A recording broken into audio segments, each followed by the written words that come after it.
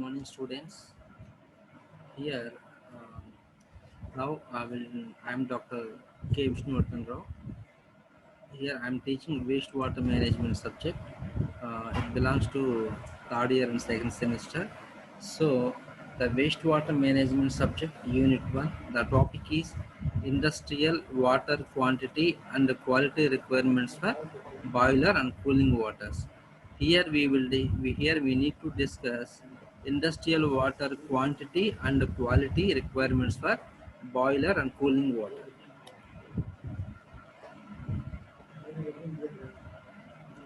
Just here, industrial water quality needs. Modern water treatment technology makes it possible to adjust the quality of virtually any raw water to meet the needs of any industrial use. The treatment may require an expensive system and cover a large area, but in most instances, its cost remains only a small portion of the total of the industrial product being produced. Quality requirements for industrial intake water are not as strength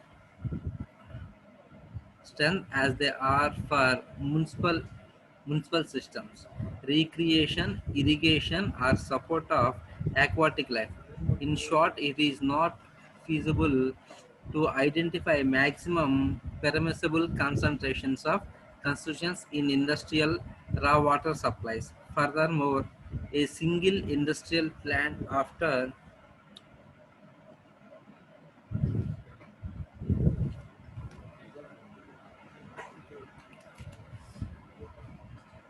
actually here some table is there, that is the maximum concentrations of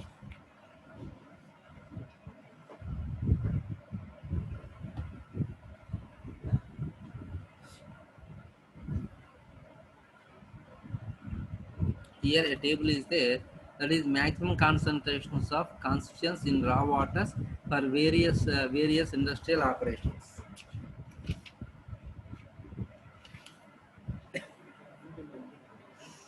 Here we example for example just here some silica, aluminium, iron, manganese, calcium, magnesium, ammonia, bicarbonate, sulfate, chloride, nitrate, dissolved solids and suspended solids, hardness, alkalinity and color.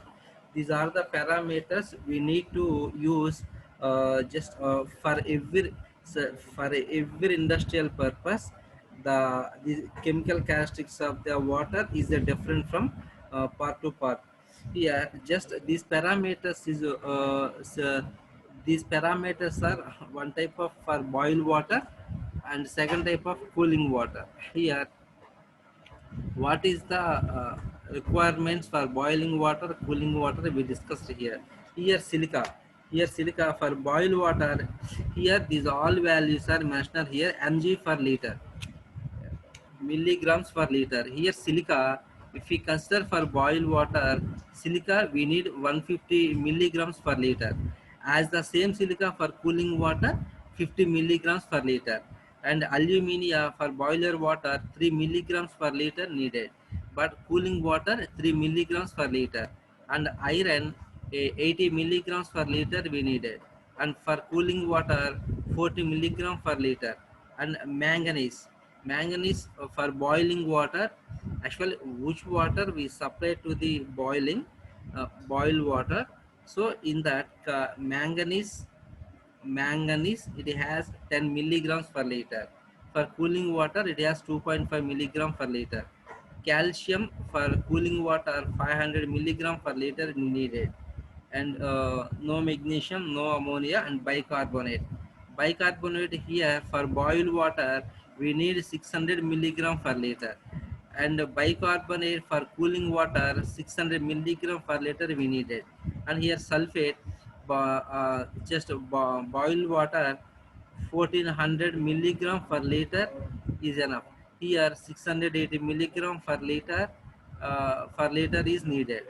For chloride for boiled water 19,000 milligram per liter. It's a very heavy. And 600 milligram per liter is needed for cooling water. Nitrate not mentioned for boiled water, but cooling water we need 30 milligrams per liter. And dissolved solids, these are 35,000 milligrams per liter needed for boiled water. Here cooling water 1000 milligrams per liter. Suspended solids 15,000 milligram per liter we needed for boiled water. But for as the same thing for cooling water, we need 5,000 milligram per liter. And a hardness 5,000 milligram per liter for boiled water, 850 milligram for cooling water. And alkalinity also 500 milligrams per liter needed for boiled water. Here 500 milligram per liter needed for cooling water. Color also same thing. Here may include several operations and process. Each may have its own water quality requirements, which sometimes may be satisfied by using different treatment processes and water distribution systems within the industrial plant. As an example, consider a plant that produces a chemical product in steam heated reactors and subsequently must cool it. This facility could require several different water qualities, including boiled water, cooling water, and water to satisfy the needs of the chemical process, water for drinking, and water for housekeeping and sanitary services for the employees. Sometimes all those needs might be satisfied by a single source and a single treatment system, but under other circumstances, two or more separate water sources with with a separate treatment systems may be used.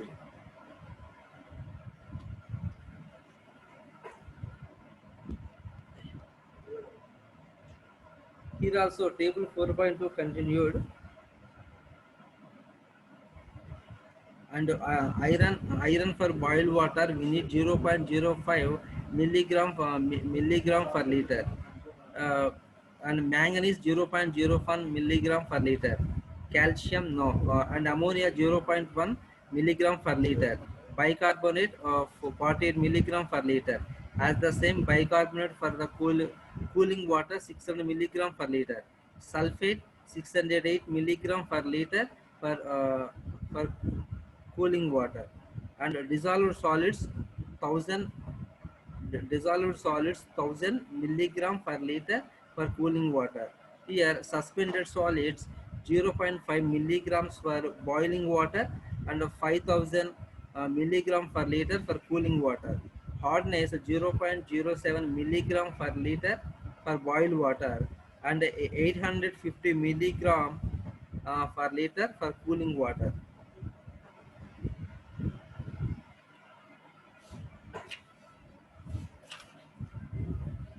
And also here just water demanded by industries depends mainly on the type of industry. It is also depends on the size or capacity of the industry. This may be taken as 20 to 25% of the total demand in the absence of exact data available. Most of the industries obtain the water by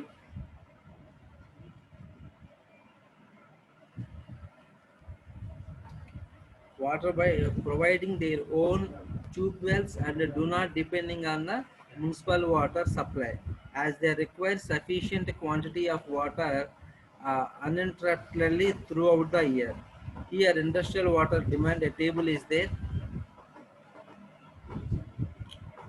and product and water demand in meter cube per ton product.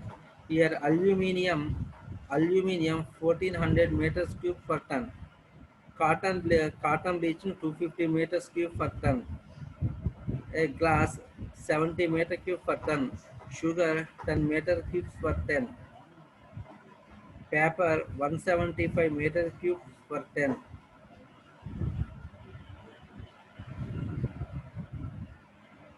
And also same pulp, soap, steel, fertilizer, and green beans, fruits, vegetables, and food and beverages, beer, bread, whiskey, and acetic acid, sulfuric acid, gasoline, coal mining, and synthetic fibers, 500 megawatt power plant, automobile, something. For example, here 500 megawatt power plant, 40,000 meter cubes for a day is needed, and automobile 500 meter cubes is needed.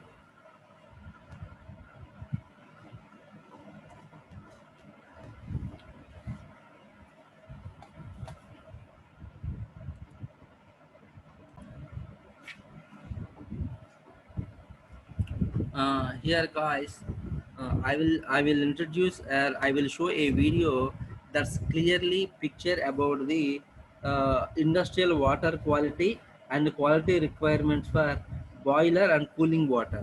This actually the duration is only 4 minutes. Please you have concentrate on that, and after video if you have any doubts, please call me and I will explain clearly.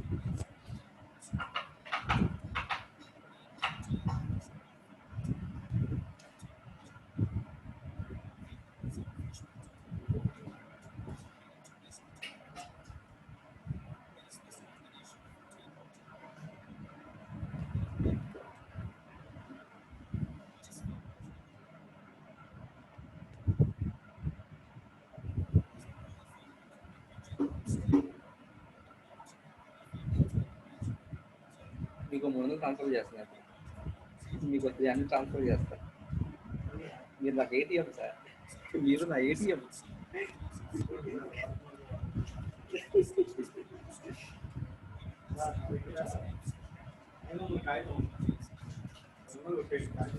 నాకంటే 300 ఉన్నాయి, అంటే ఈటీఎంలో ఉన్నాయి 10,000 ఉన్నాయి.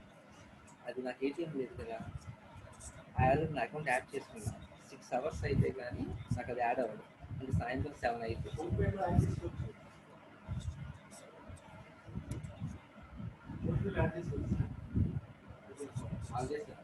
చేసి sir అడిగారు.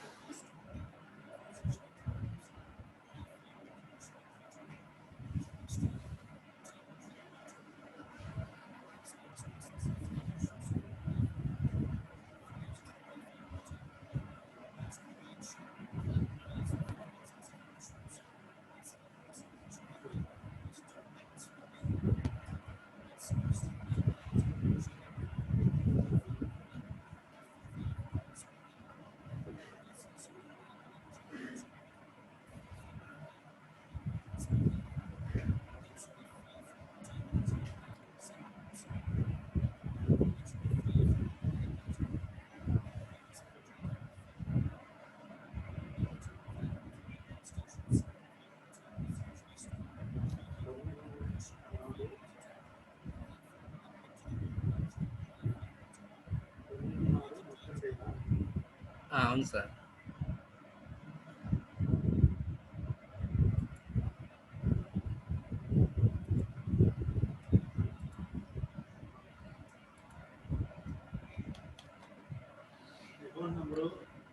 Guys, now i- in today, actually in our class today, we discussed clearly industrial water quantity and quality requirements for boiler and cooling waters.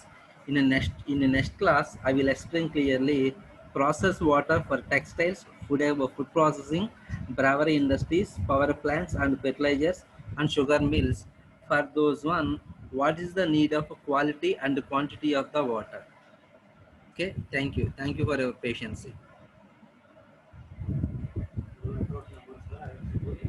Last.